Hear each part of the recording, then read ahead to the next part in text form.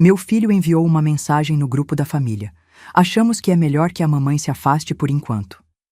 Minha nora reagiu com um joinha. Eu respondi: entendido, vou respeitar isso. E também vou me afastar do pagamento da hipoteca da casa e das transferências mensais de os 5.000 house. Naquela noite, meu telefone explodiu com ligações desesperadas. Sabe aquele momento em que você sente o chão desaparecer debaixo dos seus pés? Eu estava na cozinha, mexendo o doce de abóbora no fogão. Aquele com cravo e canela que minha avó me ensinou e que meu filho Bernardo sempre adorou desde criança. O vapor subia, doce e reconfortante, enchendo minha casa com o cheiro de memórias felizes. Meu celular vibrou em cima da mesa. Era uma notificação do grupo da família no WhatsApp. Limpei as mãos no avental bordado, aquele azul claro que uso há anos, manchado de histórias e refeições compartilhadas, e peguei o telefone. Meu coração estava tranquilo. Talvez fosse Bernardo combinando o almoço de domingo ou minha neta Sofia mandando um desenho. Aos 68 anos, essas pequenas alegrias ainda faziam meu dia brilhar. Mas o que eu li naquela tela fez meu sangue gelar. Pessoal, decidimos que é melhor a mamãe se afastar por enquanto. Estamos passando por um momento delicado e precisamos de espaço. 47 palavras. Foi o que bastou para destruir 30 anos de sacrifício, de noites sem dormir, de unhas quebradas na máquina de costura, de sonhos engolidos para que os sonhos dele se realizassem. Meus olhos passaram pela mensagem 3 vezes, como se estivessem tentando reorganizar as letras em algo que fizesse sentido, algo que não partisse meu peito ao meio. Mas não, estava ali. Meu filho, meu único filho, o menino que saiu de dentro de mim, que eu criei sozinha depois que perdi meu marido num acidente aos 35 anos, estava me pedindo para desaparecer da vida dele. E logo abaixo, como uma punhalada final, vi o joinha azul da Viviane, minha nora. Um joinha. Como se fosse um vídeo engraçado, como se fosse uma notícia qualquer, como se não fosse a minha vida, meu lugar naquela família que eu construí tijolo por tijolo. Minha irmã Marta estava no grupo. Silêncio. Meu cunhado Rodrigo também. Silêncio. Ninguém disse nada. Ninguém me defendeu. Ninguém perguntou. Bernardo, que história é essa? Desliguei o fogão. O doce de abóbora parou de borbulhar, mas algo dentro de mim continuava fervendo. Sentei na cadeira da cozinha, aquela de madeira escura que trouxe da casa da minha mãe quando ela morreu, e deixei o celular cair no colo. Como foi que cheguei aqui? Eu, que trabalhei 16 horas por dia como costureira para pagar escola particular para ele. Eu, que nunca tirei férias porque cada real era contado para garantir que ele tivesse tudo. Eu, que poderia ter me casado de novo? Tive propostas, sim, ainda era jovem. Mas escolhi não trazer ninguém para casa para não confundir meu menino, para que ele crescesse sabendo que era minha prioridade absoluta. Agora, aos 68 anos, com as mãos calejadas e a coluna doendo de tanto carregar peso, eu estava sendo descartada como um móvel velho que já não combina com a decoração nova. Mas sabe o que foi pior? Não foram as palavras dele. Foi o joinha dela. Aquele gesto minúsculo, casual, quase automático. Aquilo me mostrou exatamente o que eu era para eles. Um incômodo. Respirei fundo. O cheiro do doce ainda estava no ar, mas agora me enjoava. Pensei em todas as vezes que engoli minha opinião para não parecer controladora. Todas as vezes que sorri quando Viviane me tratou com frieza. Todas as vezes que fingi não perceber que estava sendo excluída, esperando que fosse apenas uma fase, que as coisas melhorassem. Peguei o celular de novo. Minhas mãos tremiam, mas não era de fraqueza. Era de uma raiva fria, lúcida, que eu nunca havia sentido antes. Comecei a digitar. Cada palavra era uma decisão, cada vírgula uma escolha. Entendido, Bernardo. Vou respeitar o pedido de vocês e também vou me afastar do pagamento da hipoteca da casa, União 3 AIS, 200 mês, das transferências mensais, 5.000, e da conta do plano de saúde da Sofia, 890. Espero que consigam o espaço que precisam. Com carinho, mãe. Apertei enviar. Então, joguei o celular no sofá, voltei para a cozinha e despejei todo aquele doce de abóbora, horas de trabalho, memórias de 3 gerações, direto no lixo. Porque ali, naquele momento, eu entendi algo fundamental. Amor sem respeito não alimenta ninguém. Naquela noite, meu telefone explodiu com ligações desesperadas. Mas eu não estava mais disponível para atender. E essa é a história de como eu finalmente aprendi a valorizar quem sempre me valorizou. Eu mesma. Se você quer saber como tudo começou, como cheguei até esse ponto de ruptura, e o que aconteceu depois daquela noite, fique comigo. Inscreva-se no canal, porque o que vem agora vai fazer você repensar cada relação na sua vida. Deixa eu te contar como foi que eu me transformei na intrusa da família que eu mesma construí. Porque ninguém acorda um dia e simplesmente decide se deixar humilhar, entende? É um processo, lento, silencioso, como ferrugem comendo metal. Você só percebe o estrago quando já está quase tarde demais. Tudo começou 3 anos atrás, num sábado de março. Eu estava na minha sala, consertando o forro de uma bolsa, quando Bernardo me ligou, empolgado. Mãe, conheci alguém especial. Quero que você conheça a Viviane. Meu coração deu um salto. Meu filho, aos 35 anos, sempre foi reservado com relacionamentos. Ouvi-lo assim, radiante, me encheu de esperança. Talvez finalmente ele tivesse encontrado alguém para construir uma família, para ser feliz. Na primeira vez que a vi, achei ela bonita. Cabelo liso, comprido, sempre muito arrumada. Unhas impecáveis, aquelas de gel que custam uma fortuna. Ela sorriu para mim, me abraçou, disse que tinha ouvido falar muito de mim. A senhora é uma inspiração, ela disse, com aquela voz doce que depois eu aprendi a desconfiar. Os primeiros meses foram normais. Jantares, almoços, conversas educadas, mas já havia sinais, pequenos, quase imperceptíveis, como naquela vez que levei um bolo de cenoura com cobertura de chocolate, receita que sempre fiz para Bernardo nos aniversários dele. Viviane olhou para o bolo, sorriu e disse: "Que fofo, Clarice. Mas a gente está tentando comer mais saudável, sabe? Bernardo está até fazendo academia." E empurrou o bolo para o canto da mesa, como se fosse algo vergonhoso. Bernardo nem protestou. Depois veio o casamento, simples num sítio alugado. Eu me ofereci para ajudar com os preparativos, mas Viviane já tinha tudo sob controle com a mãe dela, Celina. Eu fiquei com a função de convidada, na festa do meu próprio filho. Mas o pior mesmo começou quando eles casaram e os pedidos começaram a chegar. Primeiro foi pequeno. Mãe, você pode emprestar $800 para um curso online que a Vivi precisa fazer? É importante para a carreira dela. Dei o dinheiro sem pestanejar. Afinal, era minha nora, parte da família agora. 2 semanas depois. Mãe, a geladeira deles quebrou. Você pode ajudar com o 2.500? Ajudei. 1 mês depois. Mãe, o carro da Vivi deu problema. 3.200 marrares de conserto. Ajudei de novo. Eu sempre dizia sim. Sempre. Porque eu pensava, é meu filho. Se ele precisa, eu ajudo. É o que mães fazem. Mas aí veio o pedido. Bernardo apareceu aqui em casa numa quinta-feira à noite, com aquele jeito meio encabulado que ele tinha quando ia pedir algo grande. Sentou no sofá, mexeu nas mãos e finalmente soltou. Mãe, eu e a Vivi encontramos uma casa perfeita. É num condomínio fechado, seguro, 3 quartos, uma área boa para quando tivermos filhos, mas a gente está precisando de R$ 95.000 para a entrada. R$ 95.000. Meu estômago revirou. Era quase tudo que eu tinha guardado.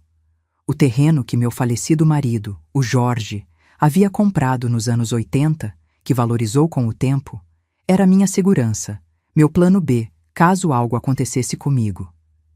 Mas quando olhei nos olhos do meu filho, vi o Jorge ali. A mesma cor de mel, a mesma esperança. E pensei, para que eu quero segurança se não for para ajudar quem eu amo? Vendi o terreno. Dei os 95 mil. Bernardo me abraçou forte. Disse que eu era a melhor mãe do mundo, que eles nunca esqueceriam disso. Viviane mandou uma mensagem. Obrigada, sogra. A senhora é um anjo. 3 meses depois, eles se mudaram para a casa. Mas quando chegou a primeira parcela da hipoteca, 3.200 reais por mês, Bernardo me ligou, aflito. Mãe, a gente não tá conseguindo fechar as contas. A Vivi ainda não passou no concurso que ela estava estudando, e meu salário não dá para cobrir tudo sozinho. Você pode ajudar só por uns meses até a gente se organizar? Só por uns meses. Eu sabia que era mentira. No fundo, eu já sabia. Mas mães têm esse defeito. A gente acredita porque a gente quer acreditar. Assumi a hipoteca. E aí começaram as transferências mensais. Primeiro eram 2.000 reais para ajudar com as despesas da casa.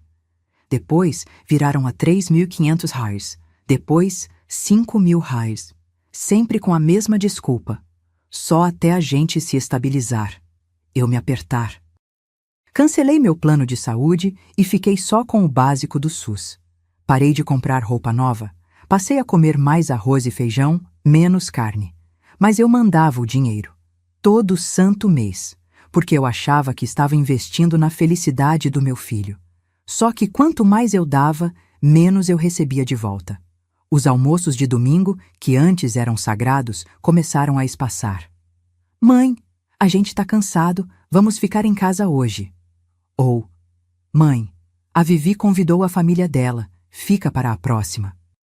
Quando eu ligava, Bernardo atendia correndo, sempre com pressa. Oi, mãe, tô no meio de uma coisa aqui, depois eu te ligo. E nunca ligava de volta. Quando Sofia nasceu, minha netinha linda, de olhos grandes e bochechas redondas, eu pensei que as coisas melhorariam. Mas piorou. Viviane não queria que eu ficasse pegando muito a bebê. Disse que era importante respeitar o espaço deles como pais. Eu, que criei um filho sozinha, agora precisava pedir permissão para segurar minha própria neta. E Bernardo? Bernardo só concordava com a cabeça. Sempre do lado dela. Foi assim, aos poucos, que eu deixei de ser mãe e virei caixa eletrônico, até que veio aquele jantar. O jantar que mudou tudo. Mas isso eu te conto melhor na próxima parte. Porque o que aconteceu naquela noite foi a gota d'água que transbordou um copo que eu nem sabia que estava cheio. 3 semanas antes daquela mensagem que destruiu tudo, eu recebi um convite que me encheu de esperança. A esperança boba de quem ainda acredita que as coisas podem melhorar. Viviane me ligou numa terça-feira à tarde. Clarice, a gente queria te convidar para jantar aqui em casa no sábado. Faz tempo que a gente não se vê direito, né? A voz dela estava estranhamente animada, quase forçada, mas eu não quis desconfiar. Fazia 4 meses que eu não pisava na casa deles. 4 meses desde que ficaram muito ocupados para me receber. Então aquele convite me pareceu uma trégua, um sinal de que talvez eu tivesse exagerado nos meus receios. Passei a semana toda preparando. Lavei meu cabelo no salão, 45 quires que eu não tinha planejado gastar, mas queria estar bonita. Escolhi minha blusa de seda verde água, aquela que Bernardo disse uma vez que ficava linda em mim. Comprei um vinho de 68 reais, porque Viviane sempre falava de vinhos em suas redes sociais. E fiz a torta de limão. Aquela torta era especial. Não era só uma receita, era memória viva. Quando Bernardo tinha 7 anos e ficou internado 3 dias com pneumonia, prometi a ele que quando saísse do hospital, eu faria a melhor torta de limão do mundo. Passei a tarde inteira naquela cozinha minúscula do nosso apartamento antigo, batendo clara em neve com um garfo porque não tínhamos batedeira. Quando ele deu a primeira mordida, os olhinhos dele brilharam. Mãe, essa é a melhor coisa que já comi na vida. Desde então, toda vez que ele estava triste, ansioso ou precisando de conforto, eu fazia aquela torta. Cheguei na casa dele sábado às 7 da noite, pontualmente. Toquei a campainha segurando a torta com as 2 mãos, sentindo meu coração bater mais rápido que o normal. Viviane abriu a porta de chinelos.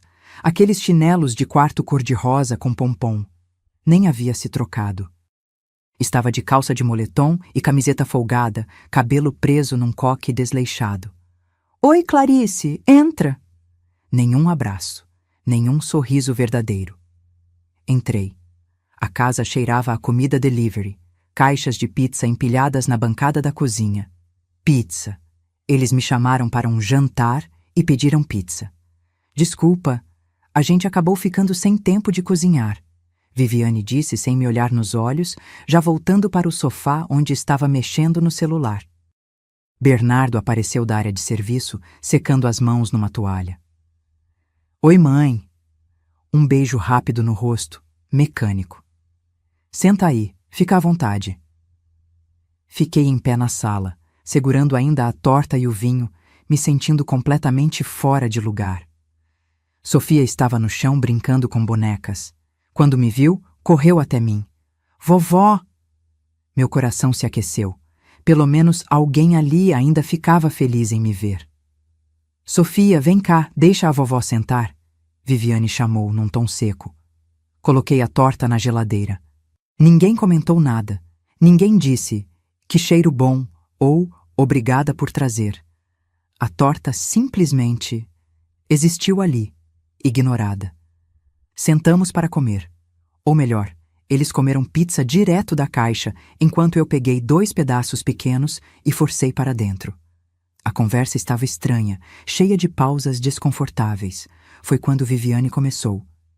Sabe, Clarice, eu estava vendo um documentário esses dias sobre como as gerações mais velhas têm dificuldade de entender a vida moderna. Ela deu uma risadinha, olhando para Bernardo como se estivesse compartilhando uma piada interna. Bernardo sorriu de volta. É, né? O mundo mudou muito. É verdade, continuou Viviane, pegando outro pedaço de pizza. Tem muita mãe que não consegue soltar os filhos. Fica naquela dependência emocional, sabe? Acha que o filho tem que estar disponível o tempo todo, que tem que dar satisfação de tudo. Meu estômago se apertou. Ela estava falando de mim, sem dizer meu nome, mas estava. Eu acho isso tão sufocante, ela continuou, agora olhando diretamente para mim. Cada casal precisa do seu espaço, da sua privacidade. Não dá para ter gente entrando e saindo toda hora, querendo opinar em tudo. Engoli seco. Eu nunca quis ser intrusiva. Ninguém tá falando de você especificamente, Clarice. Viviane cortou com um sorriso falso. É só um comentário geral, mas era sobre mim. Cada palavra era uma pedra atirada na minha direção. Bernardo ficou em silêncio. Não me defendeu. Não disse, mãe não é assim. Apenas concordou com a cabeça e pegou mais pizza. A noite arrastou. Tentei brincar com Sofia, mas Viviane logo disse que estava na hora da menina dormir. Ofereci ajuda para lavar louça. Eram apenas as caixas de pizza, mas Viviane disse que já estava tudo resolvido. Às 9h30, levantei para ir embora. Ninguém pediu para eu ficar mais um pouco. Ah, mãe, espera, Bernardo disse quando eu já estava na porta. Meu coração deu um pulo. Talvez ele fosse me abraçar de verdade, se desculpar pelo clima estranho. Você transferiu o dinheiro desse mês? É que o boleto da hipoteca vence amanhã. Dinheiro. Era só sobre isso. Já transferi na sexta, respondi, sentindo algo se partir dentro de mim. Ah, ótimo. Obrigado. Dirige com cuidado. Saí daquela casa e entrei no meu carro. Não chorei. Ainda não. Apenas fiquei ali sentada, com as mãos no volante, olhando para aquela casa iluminada, a casa que eu paguei, e me perguntando quando foi que eu deixei de ser bem-vinda nela. Dirigi até meu apartamento no piloto automático. Quando entrei, fui direto para a geladeira. Eu havia guardado uma fatia da torta de limão para mim. Comi em pé, sozinha, na minha cozinha silenciosa. E o gosto não era mais o mesmo. Porque eu finalmente entendi. Não importa o quanto você ame, não importa o quanto você dê. Se do outro lado não existe respeito, você está apenas se alimentando de migalhas. 2 dias depois, eu descobriria algo que transformaria aquela dor em decisão. E foi ouvindo algo que jamais deveria ter escutado. Tem coisas na vida que, quando você ouve, não consegue mais desouvir. Ficam gravadas na sua memória como cicatrizes que ardem toda vez que você lembra. O que aconteceu naquela quinta-feira foi exatamente isso. 2 dias depois daquele jantar horrível, acordei com Sofia na cabeça. Minha netinha faria 6 anos na semana seguinte, e eu tinha passado o mês inteiro costurando uma boneca para ela. Não qualquer boneca, mas uma especial, feita à mão, com vestido de chita azul com florzinhas brancas, igualzinho ao vestido que eu usei no meu primeiro dia de escola. Bordei o nome dela no avental da boneca, Sofia, com o amor da vovó Clarice. Tinha também feito trancinhas no cabelo de lã da boneca, colocado um laço vermelho. Cada ponto era uma oração, cada detalhe era amor transformado em linha e tecido. Eu queria que Sofia tivesse algo que nenhuma loja poderia vender. Algo feito pelas mãos da avó, carregado de história. Liguei para Bernardo para avisar que passaria lá para deixar o presente. Ninguém atendeu. Tentei o celular da Viviane. Também não atendeu. Mandei mensagem. Visualizado, mas sem resposta. Decidi ir assim mesmo. Eram 2 da tarde, horário que Sofia voltava da escola. Eu poderia deixar o presente e ir embora. Não precisava nem entrar se eles estivessem ocupados. Quando cheguei, o portão estava entreaberto. Provavelmente o jardineiro tinha esquecido de fechar. Subi até a porta da frente segurando a boneca embrulhada em papel de seda cor-de-rosa. Toquei a campainha. Nada. Toquei de novo. Silêncio. Mas eu ouvia vozes vindas de dentro. A TV ligada, talvez? Experimentei a maçaneta. A porta estava aberta. Oi, tem alguém? Chamei, empurrando a porta devagar. Entrei na sala. Ninguém.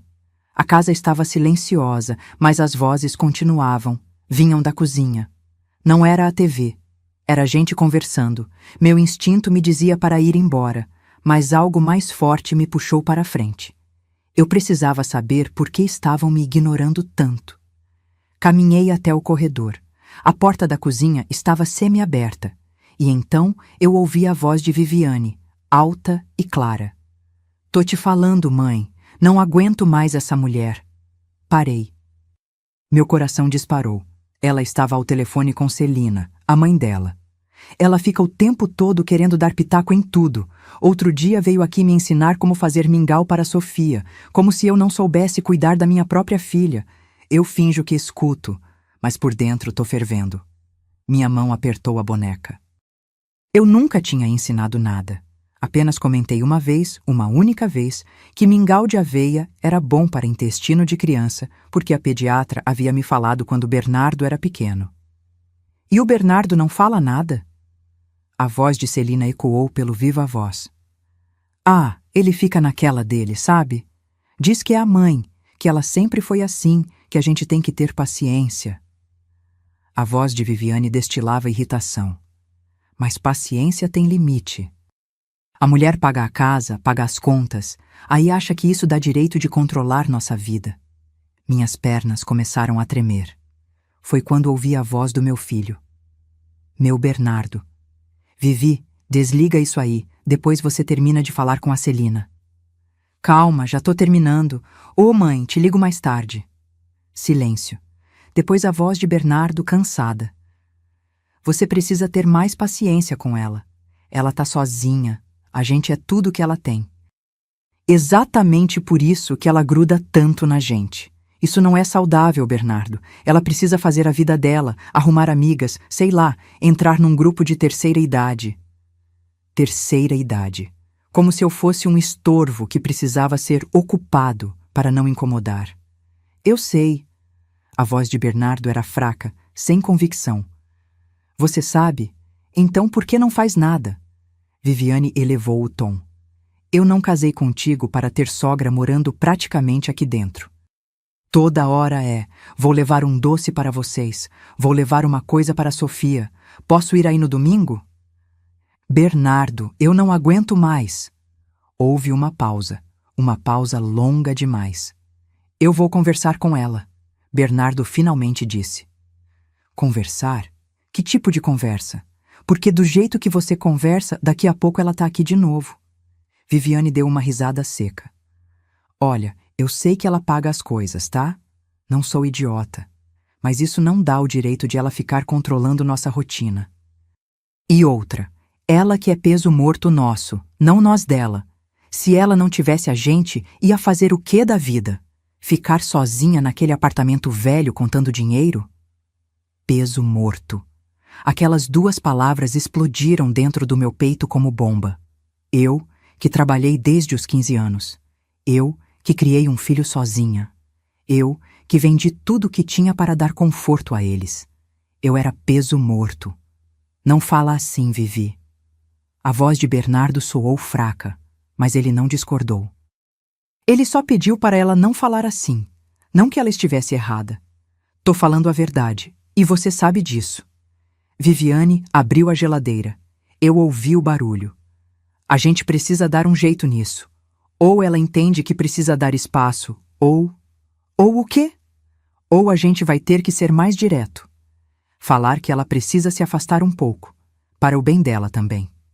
Não consegui ouvir mais nada. Minha visão ficou embaçada. Dei 2 passos para trás, as pernas bambas, segurando a boneca contra o peito como se fosse um escudo. Saí daquela casa do mesmo jeito que entrei, invisível, indesejada, descartável. Entrei no carro e só ali, com as portas fechadas, é que desabei. Chorei como não chorava desde o enterro do Jorge. Chorei porque dói. Dói de um jeito que não tem remédio, descobrir que você significa tão pouco para quem você ama tanto. A boneca estava no meu colo. Aquele vestido de chita azul, aquelas trancinhas, aquele nome bordado com tanto carinho. Sofia, com amor da vovó Clarice. Levei a boneca de volta para casa. Ela nunca chegou nas mãos da minha neta. E durante 3 dias, 3 longos dias, eu me tranquei no meu apartamento e deixei uma coisa morrer dentro de mim. A ilusão de que eu ainda tinha um lugar naquela família. Mas sabe o que acontece quando algo morre dentro da gente? Às vezes, nasce outra coisa no lugar. E o que nasceu em mim foi algo que eu nunca imaginei que teria coragem de sentir. Clareza. 3 dias. Passei 3 dias trancada nesse apartamento sem comer direito, sem dormir direito, sem conseguir fazer nada além de remoer aquelas palavras. Ela que é peso morto nosso, não a gente dela. No primeiro dia, só chorei. Chorei até não ter mais lágrimas, até a garganta doer, até os olhos ficarem tão inchados que mal conseguia abri-los. Ignorei as ligações de Marta. Ignorei as mensagens do grupo da igreja. Ignorei o mundo inteiro. No segundo dia, a raiva veio. Uma raiva surda, que queimava por dentro como brasa esquecida. Andei de um lado para o outro da sala, conversando sozinha, repassando cada momento de humilhação, cada desfeita, cada vez que engoli minha dignidade e fingi que estava tudo bem. Peguei a boneca da Sofia que ainda estava em cima da mesa, aquela que levei e nunca entreguei, e quase a joguei no lixo. Mas não consegui, porque não era culpa dela. Não era culpa de uma criança de 6 anos que os adultos ao redor dela esqueceram o que é gratidão. No terceiro dia, algo mudou. Acordei às 5 da manhã.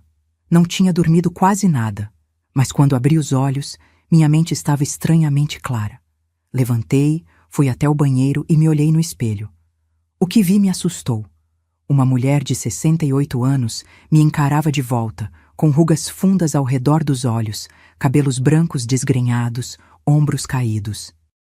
Mas não eram as marcas da idade que me assustaram. Era a expressão. Era derrota. Era resignação. Era desistência. E de repente, sabe o que eu vi naquele reflexo? Minha mãe. Minha mãe, Dona Irene, que criou 5 filhos na roça, sozinha depois que meu pai foi embora com outra. Ela trabalhou até os ossos doerem, até as mãos ficarem grossas de tanto lavar roupa no tanque, até a coluna entortar de tanto carregar peso. E sabe o que ela me disse uma vez, pouco antes de morrer?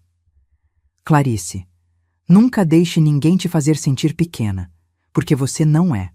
Você é a espinha dorsal da sua vida. E espinha dorsal não se curva, se quebra ou se sustenta.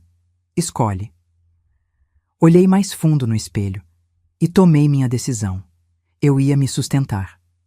Saí do banheiro, sentei na mesa da cozinha e abri meu notebook velho, aquele que Bernardo me deu há 5 anos, dizendo que eu precisava entrar no mundo digital. Liguei e esperei carregar. As mãos ainda tremiam, mas não era mais de fraqueza, era de determinação. Fui no histórico do meu banco digital e comecei a imprimir.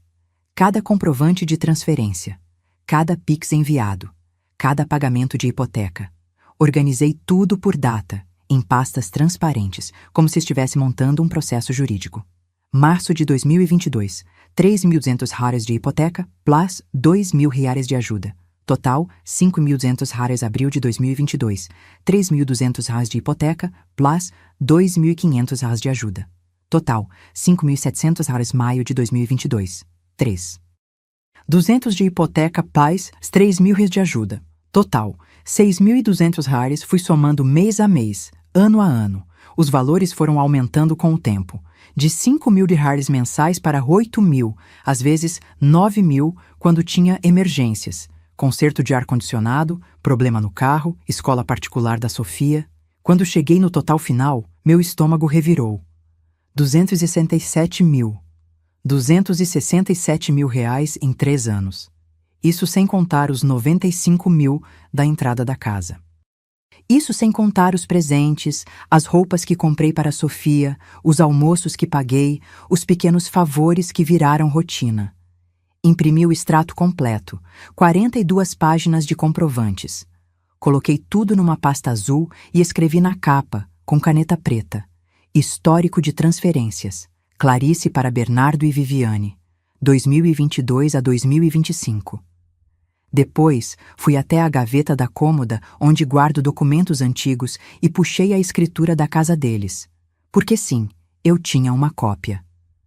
Afinal, eu dei a entrada. Eu paguei. Eu tinha direito de ter. Li cada linha. Proprietários: Bernardo Augusto Ferreira e Viviane Costa Ferreira.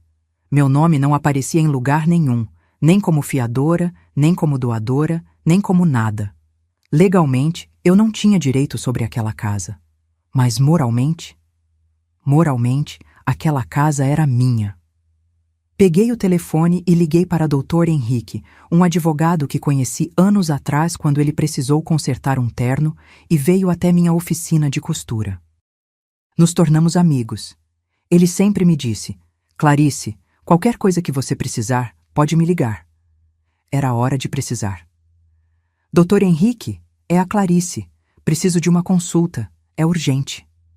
Ele me recebeu no escritório dele naquela mesma tarde. Mostrei os comprovantes, a escritura, contei toda a história.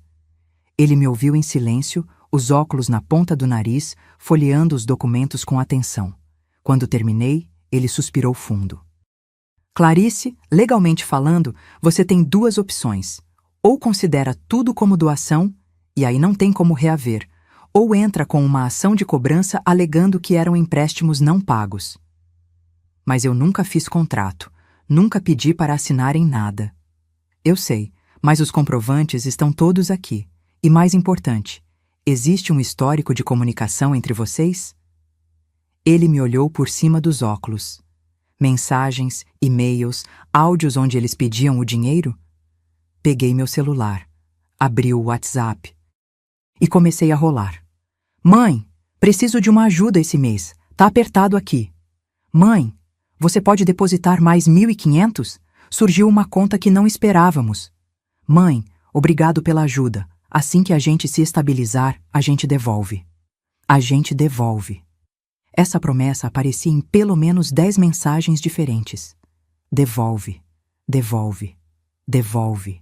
Nunca devolveram. Aqui, mostrei para Dr. Henrique. Eles sempre diziam que iam devolver. Ele sorriu pela primeira vez.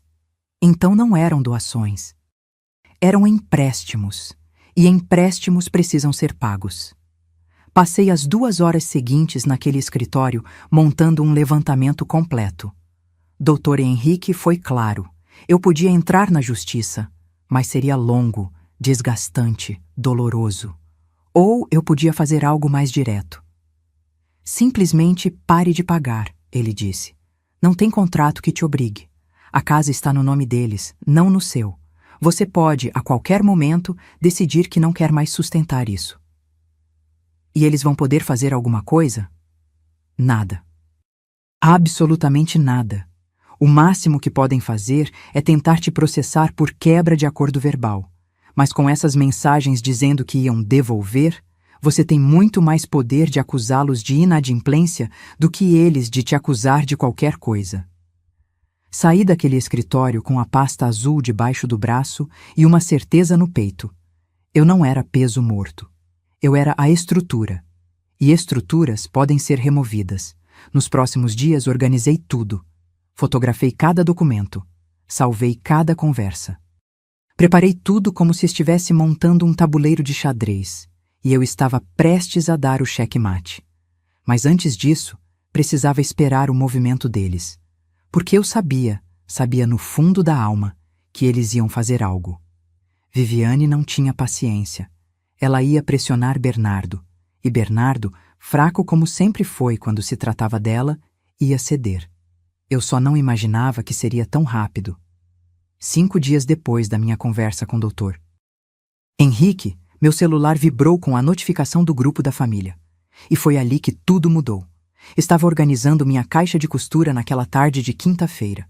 Linhas coloridas espalhadas na mesa, botões separados por tamanho, agulhas sendo testadas uma por uma. Era uma tarefa que eu fazia quase em transe, os dedos trabalhando sozinhos enquanto minha cabeça estava longe, planejando os próximos passos. Desde a conversa com o Dr. Henrique, eu tinha dormido melhor. Não porque a dor tivesse passado, mas porque agora eu tinha ação. E ação cura melhor que qualquer remédio. Meu celular estava na mesa, ao lado do rolo de linha branca. Quando vibrou, nem olhei de imediato. Achei que fosse propaganda, ou mensagem da igreja, ou Marta me mandando mais um vídeo de receita que ela sabia que eu nunca ia fazer. Mas aí vibrou de novo. E de novo. E de novo. Peguei o telefone. Eram notificações do grupo Família Ferreira. Aquele grupo que Bernardo criou quando Sofia nasceu, dizendo que seria para manter todo mundo conectado. Na prática, virou um espaço morto onde ninguém conversava de verdade, só mandava bom dia com florzinha e feliz aniversário. Abri o aplicativo e li. Pessoal, decidimos que é melhor a mamãe se afastar por enquanto. Estamos passando por um momento delicado e precisamos de espaço. Obrigado pela compreensão. Li 1 vez, 2 vezes, 3. As palavras começaram a dançar na tela. Minha visão embaçou. Senti algo estranho no peito. Não era dor, não era raiva. Era uma espécie de incredulidade misturada com alívio. Sim, alívio. Porque eles finalmente tinham arrancado a máscara.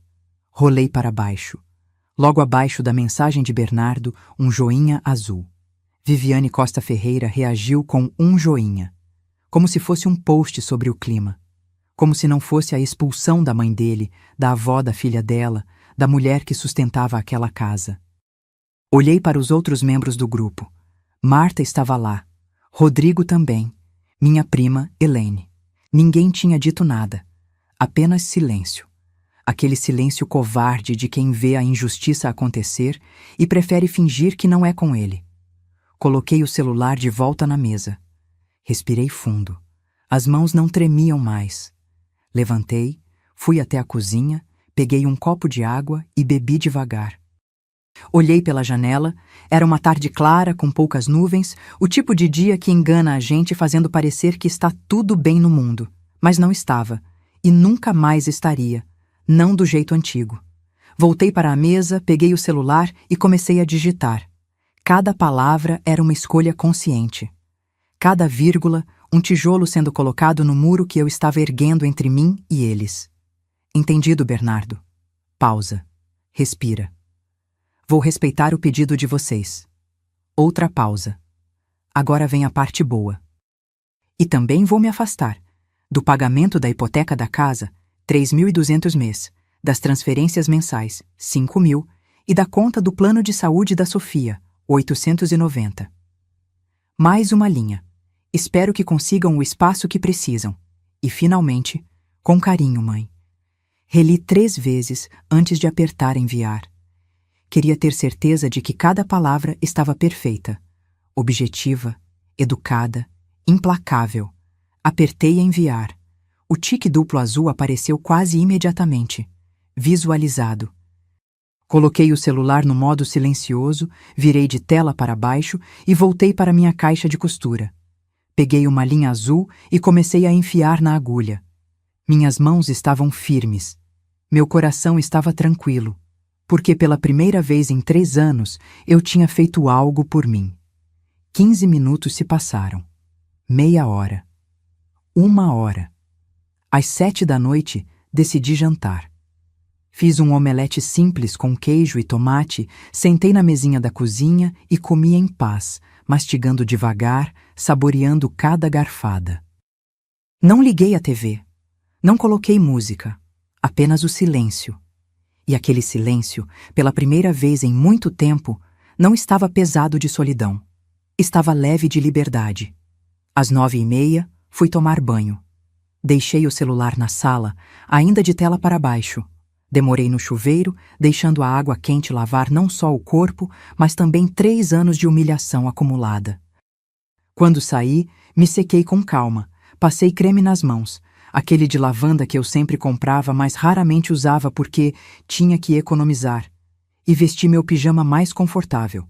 Era quase 11 da noite quando voltei para a sala, e foi aí que eu vi. O celular estava vibrando. Literalmente vibrando na mesa, andando de lado com tanta notificação, chegando ao mesmo tempo. A tela iluminava e apagava, como um coração em pânico. Peguei o telefone. 47 chamadas perdidas. 23 de Bernardo, 15 de Viviane, 9 de número desconhecido. Provavelmente eles ligando de outro telefone quando viram que eu não atendia. E as mensagens? Meu Deus, as mensagens. Bernardo, 23:47. Mãe, preciso falar com você, urgente. Bernardo, 23:49. Mãe, por favor atende. Bernardo, 23:52. Mãe, não faz isso. Bernardo, 23:55. Mãe, eu não quis dizer aquilo daquele jeito. Bernardo, 23:58.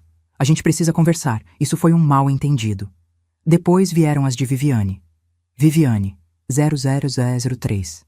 Clarice, acho que houve um mal-entendido. Viviane, 00008. A gente só pediu um tempo, não era para você parar de ajudar. Viviane, 00015. Mais de Bernardo. Podemos conversar com Bernardo, calma amanhã? 0022. Mãe, pelo amor de Deus, atende o telefone. Bernardo, 0031. Mãe, a gente não vai conseguir pagar a hipoteca sem sua ajuda. Bernardo, 0044. Por favor, não faz isso com a gente. Sentei no sofá e li cada mensagem, uma por uma, sem pressa, sentindo o gosto doce e amargo daquele momento. Doce porque finalmente, eles estavam sentindo o peso da realidade. Amargo porque tudo o que eles se importavam era com o dinheiro. Não com a mãe que eles expulsaram. Não com a avó que eles afastaram da neta. Não com a mulher que se sacrificou por anos, apenas com os 8.200 reais que não iam mais cair na conta. Não respondi nenhuma mensagem. Em vez disso, fui até meu quarto, peguei a pasta azul que o Dr. Henrique me ajudou a organizar, aquela com todos os comprovantes, e deixei em cima da mesa da sala, bem visível. Depois, escrevi um bilhete à mão, com caneta azul, letra firme. Conforme pediram, estou me afastando. Por favor, respeitem minha decisão assim como pedi que respeitassem a de vocês. Não batam na minha porta. Não liguem mais. Quando eu estiver pronta para conversar, se eu estiver pronta, eu procuro vocês. Clarice. Dobrei o bilhete e guardei na bolsa, porque eu sabia que não ia demorar. Eles iam vir aqui, e eu estava certa. Na manhã seguinte, às 8h43 da manhã, a campainha tocou, e tocou, e tocou, e continuou tocando por 20 minutos sem parar. Eu estava na cozinha, tomando meu café com pão e manteiga, ouvindo o desespero deles ecoar pelo apartamento, e pela primeira vez em muito tempo sorri, porque quem pede espaço precisa estar preparado para ficar sozinho nele. A campainha tocou pela 17ª vez. Sim, eu contei. Estava sentada na mesinha da cozinha, mordiscando uma torrada com geleia de goiaba, tomando meu café bem devagar e contando cada toque como se fosse música. Entre uma campainha e outra, ouvia a voz de Bernardo. Mãe, mãe, eu sei que você tá aí. Por favor, abre a porta. Depois veio a voz de Viviane, mais controlada, tentando soar razoável. Clarice, a gente só quer conversar. Não precisa ser assim. Não precisa ser assim. Engraçado como essas palavras soam diferentes quando quem as diz não é mais quem manda. Terminei meu café. Lavei a xícara com calma, sequei e guardei no armário. A campainha continuava tocando. Agora eram batidas também, aquelas batidas firmes de quem está perdendo a paciência. Mãe, abre essa porta! Respirei fundo. Peguei o bilhete que havia escrito na noite anterior, saí do apartamento pela porta da cozinha que dá para a área de serviço, desci pela escada de emergência e dei a volta. Quando cheguei na porta da frente, escorreguei o bilhete por baixo dela, bem devagar. Do outro lado, ouvi o silêncio súbito. Eles tinham visto. Subi de volta pela escada de emergência, entrei pelo mesmo caminho e tranquei tudo. Fui para meu quarto, liguei o ventilador. Estava um calor danado. E me deitei na cama com um livro que Marta me emprestou há meses e que eu nunca tinha tido tempo de ler. As batidas continuaram por mais 10 minutos. Depois pararam. Ouvi vozes abafadas do lado de fora. Discussão. Viviane falando algo irritada. Bernardo respondendo. Depois, passos se afastando. Silêncio. Não saí do quarto pelo resto da manhã. Li 40 páginas do livro, cochilei um pouco, acordei com o sol entrando pela janela e me senti estranhamente bem. Como se um peso tivesse sido tirado dos meus ombros. À tarde, o celular começou de novo. Mensagens. Muitas mensagens. Bernardo, 14h15. Mãe, eu li seu bilhete. Mas a gente precisa conversar. É urgente. Bernardo, 14h32. Mãe, o boleto da hipoteca vence segunda-feira. Se a gente não pagar, o banco vai começar a cobrar juros. Bernardo, 15h01. Mãe, por favor. Eu sei que você tá chateada, mas não deixa a situação ficar pior. E aí vieram as de Viviane, numa tentativa patética de ser conciliadora. Viviane, 15h28. Clarice, desculpa se você se sentiu ofendida com a mensagem do Bernardo. Não era essa a intenção. A gente tá passando por uns problemas aqui e acabou saindo errado. Viviane, 15h45. Vamos marcar um almoço? Conversar com calma? Tenho certeza que a gente consegue resolver isso. Resolver. Como se fosse apenas um mal-entendido. Como se 3 anos de desrespeito pudessem ser resolvidos com um almoço. Não respondi. No sábado de manhã, Marta apareceu. Ela não ligou antes, simplesmente tocou a campainha e gritou: Clarice, sou eu, abre aqui. Eu sabia que era ela pela voz. Marta sempre foi direta, sem rodeios. Abri a porta. Ela entrou como um furacão, de chinelo, cabelo preso num rabo de cavalo, carregando uma sacola com pães de queijo ainda quentes. Vim tomar café com você e quero saber de tudo. Passou direto por mim e foi para a cozinha. Põe água para esquentar que eu trouxe café bom também. Sentamos na mesinha. Enquanto comíamos, contei tudo. Desde o jantar horrível, passando pela conversa que escutei escondida, até a mensagem no grupo e minha resposta. Marta me ouviu em silêncio, mastigando devagar, os olhos fixos em mim. Quando terminei, ela limpou a boca no guardanapo e disse: Você fez certo. Meu peito apertou. Eu não sabia que estava precisando ouvir isso até ouvir. Sério? Sério. Clarice, eu vi você se apagando nos últimos anos. Vi você virando sombra de si mesma, correndo atrás de migalha de afeto daquele menino que você criou. E eu não falei nada porque... Ela suspirou. Porque eu achei que não era minha briga. Mas era. Eu deveria ter te sacudido muito antes. Eles tão desesperados, murmurei, e vão ficar mais ainda. Marta pegou outro pão de queijo. Porque agora eles vão ter que virar adultos de verdade, pagar as próprias contas, assumir as próprias escolhas. E sabe o que eu acho? Que vai ser a melhor coisa que você poderia ter feito por eles. Não parece. Nunca parece no começo. Ela me olhou com aquela seriedade que só irmã mais velha tem. Mas daqui a um tempo, quando a poeira baixar, talvez, só talvez, eles entendam o tamanho da mulher que você é. Marta ficou comigo o resto da manhã. Assistimos um filme ruim na TV, rimos de coisas bobas, comemos brigadeiro direto da panela. E pela primeira vez em meses, eu me senti leve. Quando ela foi embora, à tarde, me abracou apertado e sussurrou no meu ouvido: "Não volta atrás, Clarice. Promete." "Prometo." Mas a verdade, eu ainda não sabia se ia conseguir manter essa promessa, porque por mais que minha cabeça estivesse firme, meu coração ainda sangrava. No domingo, eles tentaram de novo. Dessa vez, mandaram Sofia. Ouvi a vozinha dela pela interfone. "Vovó, sou eu, Sofia. Papai disse que você tá triste. Eu trouxe um desenho para você." Meu coração despedaçou. Apertei o botão. "Oi, meu amor. A vovó não tá se sentindo bem hoje, tá? Mas eu adorei saber que você fez um desenho. Pede para o papai te trazer outro dia." "Você tá doente, vovó?" Fechei os olhos. "Não, querida, só cansada, mas logo a vovó melhora." "Tá bom, eu te amo." "Eu também te amo, Sofia, mais que tudo." Soltei o botão e desabei no chão, chorando. Porque tem coisas que a gente faz que são certas, mas que doem como se estivessem erradas, e afastar-se da neta, mesmo sabendo que era culpa dos pais, não minha, era uma dessas coisas. Mas eu não podia ceder. Não agora, não depois de ter chegado tão longe. Na segunda-feira, o boleto da hipoteca venceu. E naquela noite, Bernardo me mandou a mensagem mais longa que já recebi dele. "Mãe, o boleto venceu. A gente não tem como pagar. Eu tentei um empréstimo no banco e não aprovaram.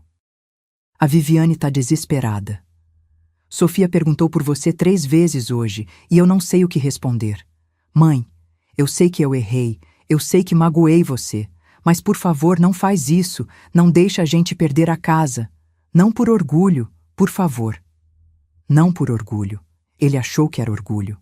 Digitei devagar. "Não é orgulho, Bernardo. É dignidade. Vocês pediram espaço. Eu dei. Vocês disseram que eu era peso morto. Eu escutei. Agora vocês precisam entender que respeito não se pede, se conquista. E quando se perde, às vezes não volta mais." Enviei e desliguei o celular. Naquela noite, chorei de novo, mas dessa vez era um choro diferente. Não era de desespero, era de luto, porque eu estava enterrando a mãe que eu fui e dando espaço para a mulher que eu precisava me tornar. E essa mulher?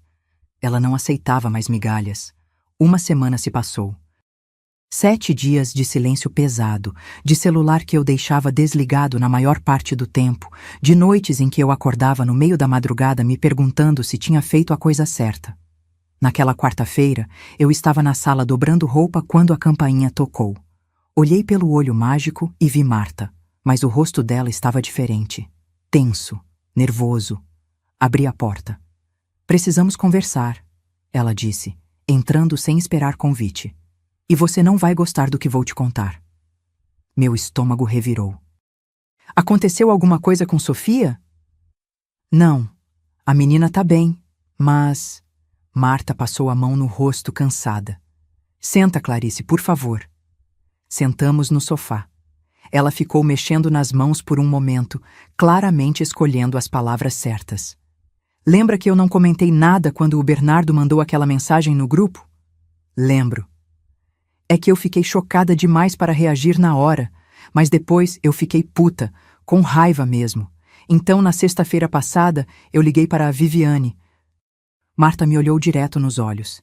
Queria entender o que diabos tinha acontecido para eles fazerem aquilo com você. Meu coração começou a bater mais rápido. E aí ela se abriu comigo. Porque acho que a Viviane me vê como aliada, sabe? Sempre fui educada com ela, nunca me meti. Então ela achou que eu ia ficar do lado deles. E o que ela disse? Marta respirou fundo. Ela disse que aquele papo de momento delicado era mentira. Não tinha momento delicado nenhum. O que tinha era um plano. Senti meu sangue gelar. Que tipo de plano? Viviane queria te afastar porque estava planejando reformar a casa. Especificamente, transformar o quarto de hóspedes, aquele que você usava quando dormia lá, em closet de luxo. Fiquei paralisada. Closet? Closet? Ela mostrou até o projeto no Pinterest. Espelhos do chão ao teto, prateleiras iluminadas, aquelas porcarias todas. Orçamento de 35 mil reais. Marta balançou a cabeça, incrédula. E ela falou com todas as letras. Não dá para fazer a obra com a sogra vindo aqui toda hora. Ela vai querer dar palpite em tudo, vai reclamar da bagunça, vai encher o saco. Então a gente decidiu dar uma cortada. Minha garganta fechou. Uma cortada. Isso, como se você fosse uma erva daninha que precisasse ser podada. Marta pegou minha mão. Mas tem mais. Ela disse outra coisa que me fez querer atravessar o telefone e esbofetear a cara dela. O quê? Que você era muito grudenta. Que não aguentava mais você querendo vir todo fim de semana, querendo participar da vida deles. Mas, e aí vem o melhor, que o dinheiro dela a gente precisa, então tem que dar um jeito de manter a grana, mas sem ela por perto. As palavras caíram como tijolo no meu peito.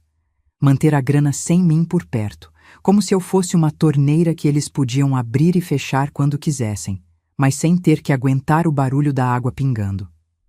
Ela literalmente disse isso? Minha voz saiu rouca. Palavra por palavra. E sabe o que mais? Eu fui investigar.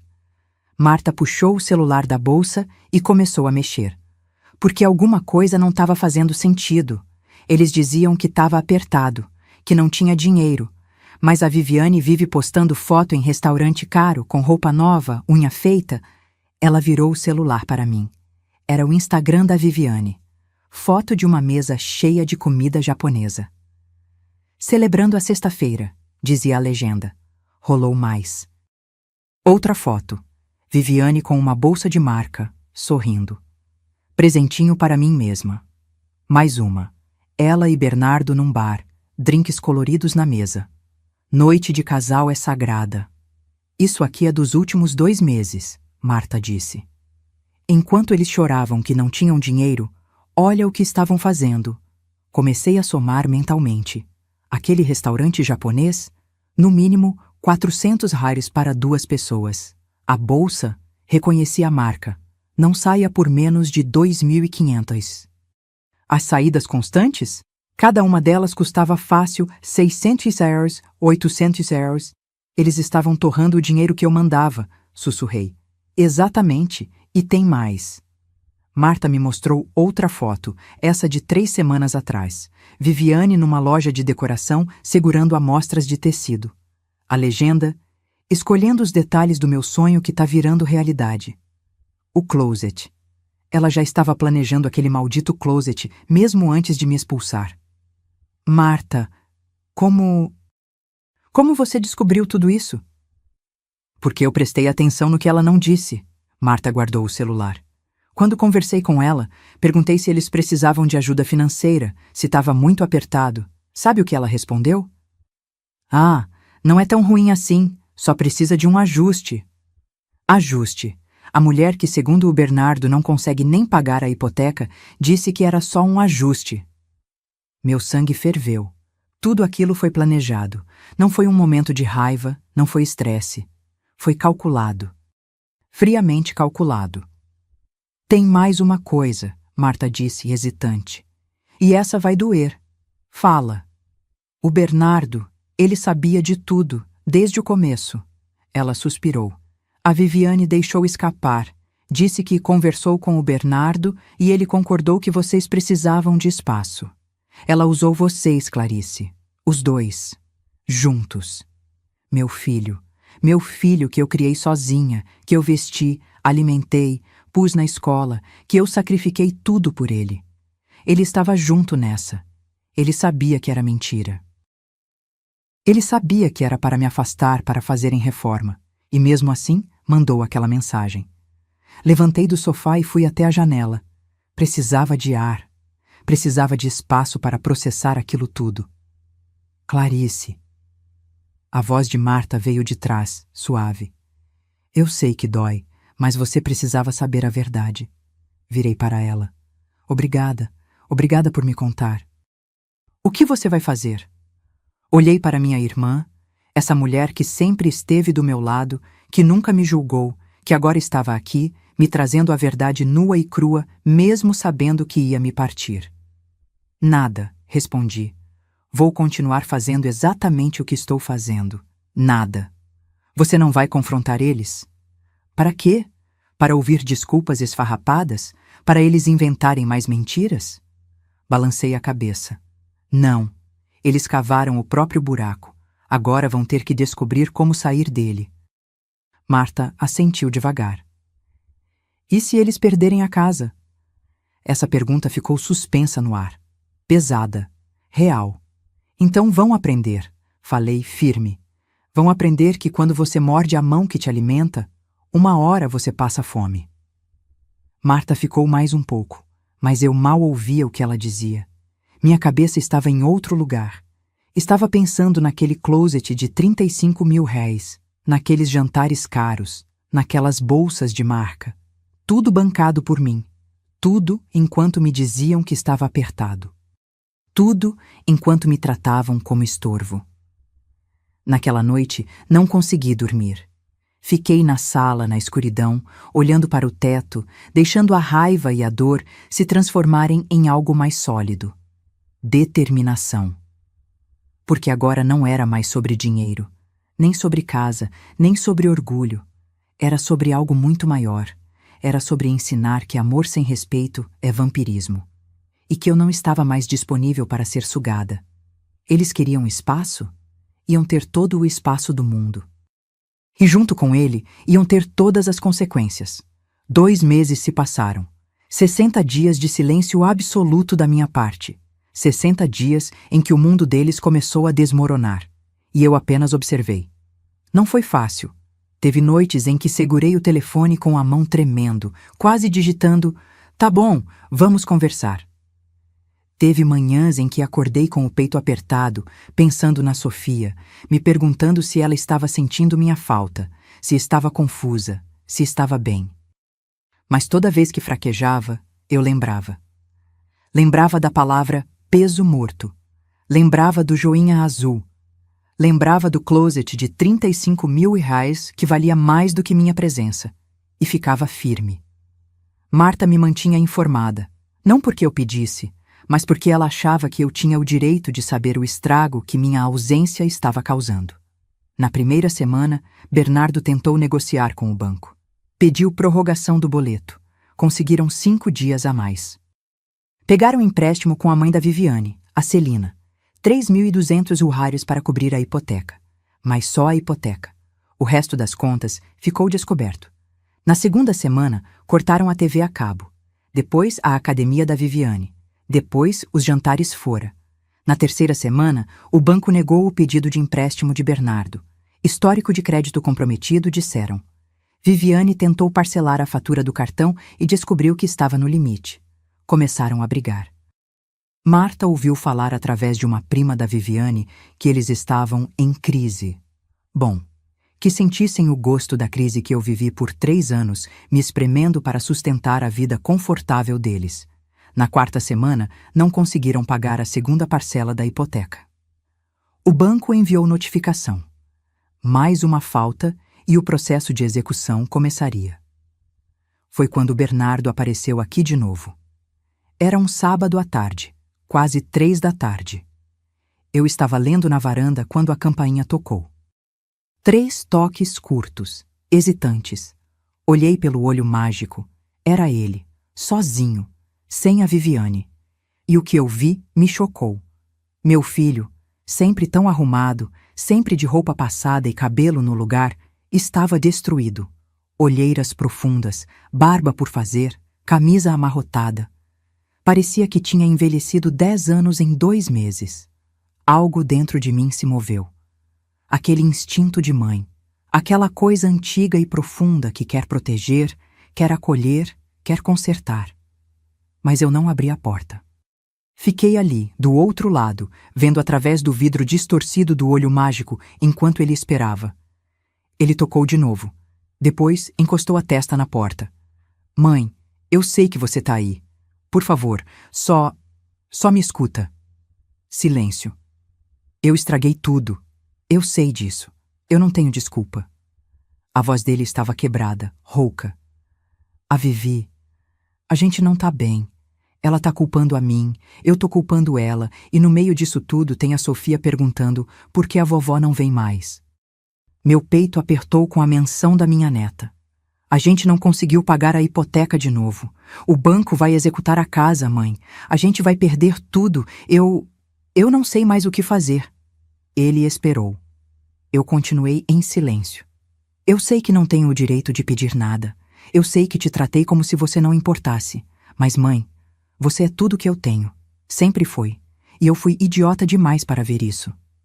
Lágrimas escorreram pelo meu rosto. Mas ainda assim, não abri a porta. Porque havia uma diferença entre perdoar e voltar a ser usada. E eu não tinha certeza ainda de onde estava essa linha. Tá bom, ele disse depois de um longo silêncio. Eu entendo. Eu só queria que você soubesse que eu sinto muito. De verdade. Ouvi os passos dele se afastando. Ouvi o elevador chegar. Ouvi a porta se fechar. E aí, só aí, eu desabei no chão e chorei. Porque por mais que ele estivesse sofrendo, por mais que meu coração de mãe sangrasse vendo meu filho assim, uma parte de mim, a parte que tinha sido esmagada, humilhada, descartada, sussurrava: ele precisa aprender. Ele precisa entender o que fez. Uma semana depois, Marta me ligou. Eles se separaram. Segurei o telefone mais forte. Como assim? Viviane pediu divórcio. Disse que não aguenta mais a pressão, que a culpa é do Bernardo por estragar a relação com a sogra que pagava tudo, que ela não casou para passar aperto. Meu estômago revirou. E a Sofia? Fica com o Bernardo durante a semana, com a Viviane nos fins de semana. Mas a Clarice, a casa, eles vão ter que vender. Vender? É a única saída. O banco já deu o ultimato. Ou quitam o atrasado mais multa, algo em torno de 15 mil, ou vão a leilão. 15 mil reais. Uma ninharia perto dos 267 mil rahars que eu já tinha colocado ali. E o Bernardo? Arrasado. Segundo a prima da Viviane, ele tá morando ainda na casa, mas mal consegue sair da cama. Pediu afastamento do trabalho por depressão. Desliguei o telefone e fiquei olhando para uma parede. Meu filho estava em depressão. Meu filho estava perdendo tudo.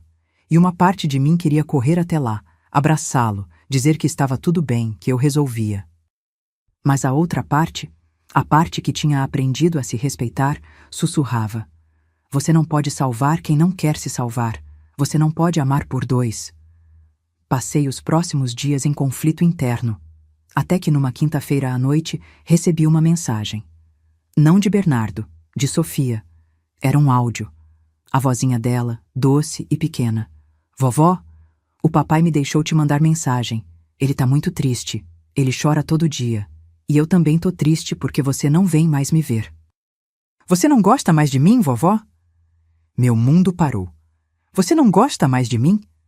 Aquela criança de 6 anos, inocente, achando que tinha feito algo errado, achando que eu tinha deixado de amá-la. Naquela noite, pela primeira vez em 2 meses, peguei o telefone e liguei para Bernardo. Ele atendeu no primeiro toque. Mãe? A voz dele estava embargada, esperançosa. Vamos conversar, falei. Mas não na sua casa, no meu apartamento. Amanhã, 3 da tarde, sozinho. Eu vou, mãe. Obrigado por... Desliguei antes que ele terminasse, porque eu ia conversar sim, ia ouvir o que ele tinha a dizer, mas dessa vez seria nos meus termos, na minha casa, com as minhas condições. E se ele quisesse uma segunda chance, ia ter que fazer por merecer. Porque amor de mãe é infinito, mas respeito próprio, esse não se negocia. E eu tinha aprendido, da forma mais dolorosa possível, que sem respeito, até o maior amor do mundo vira prisão. E eu tinha escolhido a liberdade. Agora era hora de ver se ele escolheria a responsabilidade. Bloco 10. O recomeço e a lição. Sexta-feira, 3 da tarde em ponto. A campainha tocou. Eu estava sentada na mesma cadeira onde costumo trabalhar, as mãos cruzadas no colo, a coluna ereta. Tinha ensaiado mentalmente aquela conversa umas 20 vezes desde a noite anterior.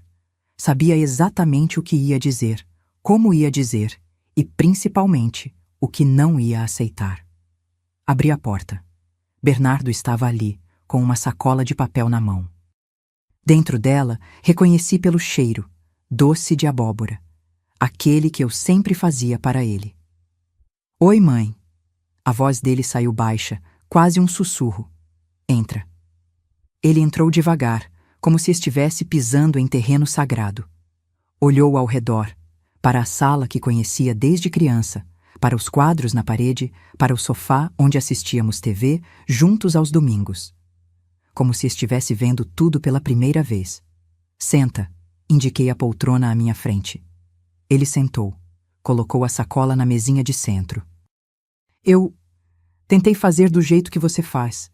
Não ficou igual, mas... Bernardo, cortei, firme. Não foi doce de abóbora que te trouxe aqui. Ele engoliu seco. Eu sei. Então fala o que você veio falar. Ele respirou fundo, as mãos tremendo. Eu passei os últimos 2 meses no inferno, mãe. Não por causa da casa, não por causa do dinheiro, mas porque eu finalmente entendi o que eu fiz com você. Fiquei em silêncio, deixando ele continuar. A Viviane. Quando tudo começou a desmoronar, quando o dinheiro acabou, ela mostrou quem realmente era. Me culpou por tudo. Disse que eu era fraco, que eu tinha estragado tudo ao deixar você ir embora. Como se você fosse um investimento que eu devia ter segurado melhor. Ouvi aquilo e senti uma pontada, mas deixei ele falar. E foi aí que eu percebi. Ela nunca te respeitou. E pior, eu deixei. Eu vi ela te tratando mal, fazendo comentários, te excluindo. E eu não fiz nada. Porque era mais fácil concordar com ela do que te defender. Por quê? Minha voz saiu mais dura do que pretendia. Por que era mais fácil? Ele baixou a cabeça. Porque eu sou covarde, mãe. Sempre fui. Você criou um homem fraco. Ou melhor, você criou um homem forte, mas eu escolhi ser fraco. Aquelas palavras ficaram suspensas entre nós. Quando a gente mandou aquela mensagem no grupo, eu achei que estava sendo maduro, sabe? Colocando limites, criando independência. Mas a verdade é que eu estava apenas sendo cruel e conveniente. Ele finalmente me olhou nos olhos, porque era mais fácil te afastar do que enfrentar a Viviane. E o closet? Perguntei. Os 35 mil que vocês iam gastar? Enquanto diziam que estava apertado? O rosto dele empalideceu. Você sabe? Eu sei de tudo, Bernardo. Da reforma, dos restaurantes caros, das bolsas de marca. Eu sei que vocês torraram o dinheiro que eu mandava enquanto me faziam de boba. Ele cobriu o rosto com as mãos. E começou a chorar. Não aquele choro contido de homem adulto. Era um choro de criança, soluçante, desesperado. Eu sinto muito, mãe. Eu sinto tanto. Parte de mim queria levantar, abraçá-lo, dizer que estava tudo bem. Mas a outra parte, a parte que tinha aprendido a se valorizar, me segurou firme naquela cadeira. Sinto muito não resolve, Bernardo. Sinto muito não devolve 267 mil. Sinto muito não apaga as palavras peso morto. Sinto muito não cura a humilhação. Ele levantou o rosto vermelho, molhado de lágrimas. Eu sei. Eu sei que não tenho como consertar isso. Mas, mãe, eu preciso tentar. Preciso que você saiba que eu aprendi. Aprendeu o quê? Que família não é sobre dinheiro. Que amor não é conveniente. Que você Você foi a única pessoa na minha vida inteira que sempre esteve lá. Sempre. E eu joguei isso fora por quê? Por uma mulher que me deixou na primeira dificuldade? Por uma casa que agora vou perder mesmo? Por um estilo de vida que nunca foi sustentável? Respirei fundo. E o que você quer de mim agora? Perdão, ele disse simples assim. Só perdão. Não tô pedindo dinheiro. Não tô pedindo que você salve a casa. Só tô pedindo uma chance de reconquistar sua confiança. Mesmo que leve anos. Mesmo que eu nunca consiga totalmente. Levantei da cadeira. Fui até a janela. Olhei para a rua lá embaixo. Pessoas andando, vivendo suas vidas, cada uma com seus dramas invisíveis. Bernardo, você sabe qual foi a pior parte de tudo isso? Qual? Não foi o dinheiro, não foi a ingratidão. Foi perceber que eu tinha me perdido, que eu tinha deixado de ser Clarice, a mulher que criou um filho sozinha, que trabalhou até os dedos sangrarem, que sempre teve dignidade, para virar apenas a mãe do Bernardo. Aquela que existia só para servir, só para dar, só para desaparecer quando não fosse mais conveniente. Virei para ele. E quando você me expulsou, sabe o que aconteceu? Eu me reencontrei. Ele ficou me olhando, lágrimas ainda escorrendo. Eu voltei a fazer aulas de pintura. Comecei a sair com as amigas da igreja. Comi em restaurantes sozinha pela primeira vez na vida e descobri que é bom. Comprei um vestido novo. Li 4 livros. Viajei para a praia com a Marta. Sorri, mas era um sorriso triste. Eu vivi, Bernardo. Pela primeira vez em anos, eu simplesmente vivi. Sem me preocupar se alguém precisava de mim, se alguém ia me ligar pedindo ajuda, se eu tinha que economizar mais 500 HORs porque vocês podiam precisar. Mãe, eu te perdoo, falei, e vi o alívio inundar o rosto dele. Mas perdoar não significa esquecer, e não significa voltar a ser quem eu era. Eu entendo. Não sei se você entende. Voltei para a cadeira, sentei. Vou te fazer uma proposta, e você vai aceitar ou recusar. Não há negociação. Ele assentiu tenso. Os 267 mil reais que eu coloquei na sua vida nesses 3 anos, mais os 95 mil reais da entrada. Total, 362 mil reais. Eu quero um contrato reconhecendo essa dívida. Mãe, eu nunca vou conseguir pagar isso. Deixa eu terminar. Minha voz estava firme, sem espaço para interrupção. Você vai pagar 60% desse valor em 5 anos. Isso dá 217 mil ou 3.616 por mês. Se você conseguir, a dívida está quitada e a gente recomeça. Se não conseguir, fiz uma pausa. A casa vai ser vendida e eu recebo minha parte proporcional do que eu investi. E os outros 40%? Eu abro mão. Considero como presente de mãe, mas apenas se você cumprir sua parte. Ele ficou em silêncio, processando. Tem mais, continuei. Eu quero voltar a ter contato com a Sofia, mas nos meus termos. Quando ela quiser me ver, não porque você ou a Viviane acham que devem me incluir por obrigação. Eu não aceito mais migalhas de afeto. Ela te ama, mãe, de verdade. Pergunta por você todo dia. Então me deixe amá-la também, sem interferência, sem controle. Feito. E por último, respirei fundo. Eu não volto a sustentar sua vida, não mais. Você é um homem de 35 anos, Bernardo. É hora de você aprender a andar com as próprias pernas. Se precisar de ajuda, ajuda de verdade, emergência médica, algo assim, eu estarei aqui. Mas jantar fora, bolsa cara, closet de luxo, isso você paga com seu dinheiro. Ele assentiu, engolindo seco. Aceito. Todas as condições. Ótimo. Na segunda-feira você vai ao Dr. Henrique, meu advogado. Ele já tem tudo preparado. Você assina o contrato e a gente segue em frente. Bernardo levantou devagar. Parecia exausto, mas também aliviado. Como se um peso tivesse saído de suas costas. Posso te abraçar, mãe? Hesitei, porque parte de mim ainda estava machucada, ainda sangrava. Mas levantei e abri os braços. Ele me abraçou como não me abraçava desde criança. Apertado, desesperado, como se estivesse se agarrando a um salva-vidas. Eu vou fazer certo dessa vez, ele sussurrou no meu ouvido. Juro que vou. Eu espero que sim, respondi, porque essa é sua última chance. 6 meses se passaram desde aquela conversa. Bernardo assinou o contrato. Vendeu a casa, não conseguiu manter, como era esperado. Com o dinheiro da venda, quitou parte da dívida comigo. 140 mil reais. O resto ele está pagando em parcelas mensais de 2.500 reais. Tem atrasado alguns meses, mas tem pagado. Ele se mudou para um apartamento menor, mais simples. Sofia fica com ele durante a semana e parece mais feliz, na verdade. Menos tensão, menos brigas. Viviane sumiu. Casou de novo, ouvi falar. Com alguém que tem dinheiro. Obviamente. Bernardo e eu? Temos almoços uma vez por mês. Ele me liga toda semana para saber como estou. Nunca pede dinheiro. Às vezes pede conselho. E eu dou, quando tenho vontade. Sofia? Ah, minha Sofia. Ela dorme aqui todo sábado. A gente faz brigadeiro, assiste filme, costura boneca.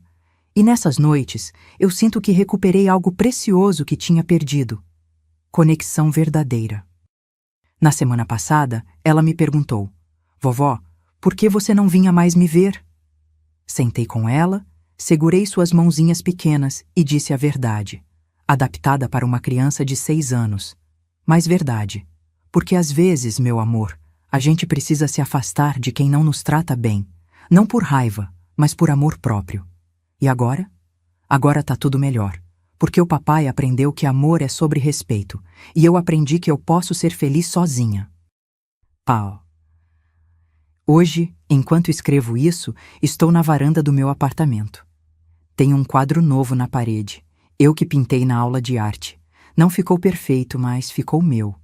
E isso é o que importa. Aprendi algo nesses quase 69 anos de vida. Amor incondicional não significa aceitação incondicional de desrespeito. Você pode amar alguém infinitamente e ainda assim dizer não. Ainda assim criar limites. Ainda assim escolher sua própria paz. Eu perdoei meu filho? Sim. Mas nunca mais serei aquela mãe que se anula, que desaparece, que aceita migalhas, porque descobri que amor sem respeito é prisão. E eu escolhi a liberdade. Se essa história tocou seu coração, se você já se sentiu invisível na sua própria família, se já teve que escolher entre amar alguém e amar a si mesma, deixe seu comentário aqui embaixo. Me conta, de onde você está assistindo? E me diz, você já precisou impor limites em nome do seu próprio respeito? Curta esse vídeo, se inscreva no canal para mais histórias reais como essa e lembre-se, você não é peso morto de ninguém. Você é a protagonista da sua própria vida. Um abraço e até a próxima história.